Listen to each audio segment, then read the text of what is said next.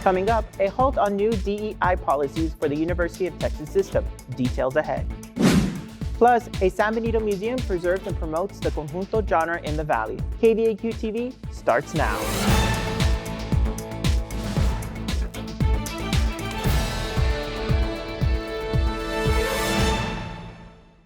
Hey Vaqueros, welcome back. This is the 8th spring edition of KVAQ-TV.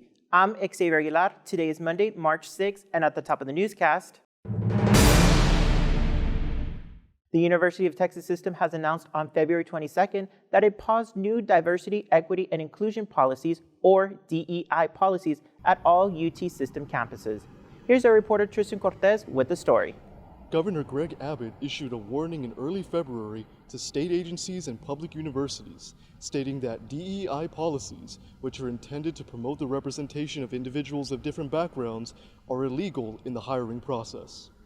In a memo obtained by the Texas Tribune, Chief of Staff for Governor Abbott Gardner Pate states that DEI policies have been manipulated to push policies that favor some demographic groups to the detriment of others. Assistant professor at UT and speaker on race and trans rights, Vox Jo Shu, believes that the recent orders being passed from the state legislature could bring harm to the environment of UT. In the university, particularly in prestigious research universities like UT, it is actually very important to have diverse people, instructors, students all around so that they can think together about pressing social problems. So it's going to be hugely detrimental both to the university's sort of general national and global prestige, to its finances, to its student body. Like it's not really a sustainable political avenue to pursue, particularly with the changing demographics of this country. The UT system has ordered its 13 campuses to provide a report on DEI policies, which will be used by the Board of Regents for a system-wide review. At the UT Board of Regents meeting on February 22nd, Chairman Kevin Eltiff stated that the board would work with lawmakers to implement new DEI policies.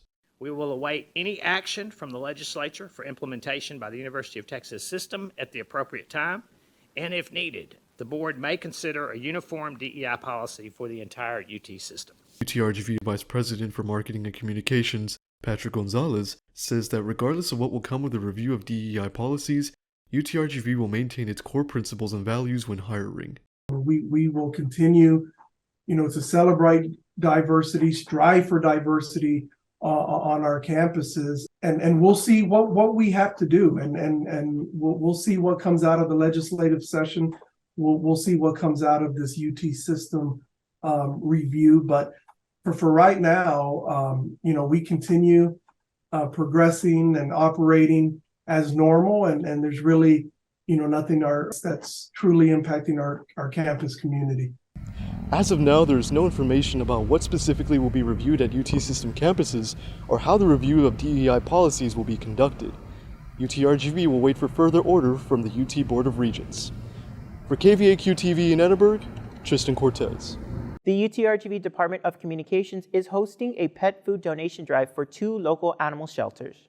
Yaqui Animal Rescue and Brownsville Animal Defense are accepting items like old towels, blankets, pet food, and cleaning supplies. Students can drop off items to E-Labs 172 and E-Labs 161 in the Edinburg campus and B-Main 1.1210A in the Brownsville campus.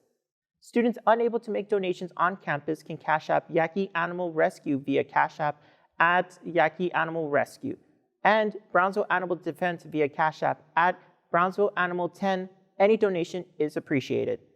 A museum in San Benito showcases artifacts and memorabilia from Conjunto legends while aiming to preserve and promote the genre. I feel that everyone that walks in through this door is going to go through some kind of nostalgia because you can bring your grandparents in and they're going to say, wow. The Conjunto Museum gives glimpses into several artists that are Valley and Texas born, showcasing artifacts from Conjunto legends such as Emilio and Genaro Aguilar, Eligio and Linda Escobar, and David Lee Garza. Conjunto music is very dear to the hearts of many people here in the Valley and around the world. It's music that just brings a lot of happiness to people, and it's easy to dance, and people just enjoy the music, and the artists themselves just so passionate when they perform. Avila adds that collection was maintained and collected by her father, Ray Avila Sr., a San Benito native who wanted to preserve the genre by collecting vinyl discs, clothing, and recording equipment for generations to see. The museum hopes to finish archiving more of their artifacts and will be holding their 19th annual inductee event in July to induct 6 musicians and 2 Conjunto industry figures. After being closed for 40 years, Brownsville's El Jardín Hotel will be receiving a $17 million renovation. According to a project file submitted to the Texas Department of Licensing and Regulation, the renovation will consist of restoration of exterior and common areas and renovation of interior residential units. The project is set to start April 3rd of 2023 with a completion date of December 31st, 2024. And that's a wrap.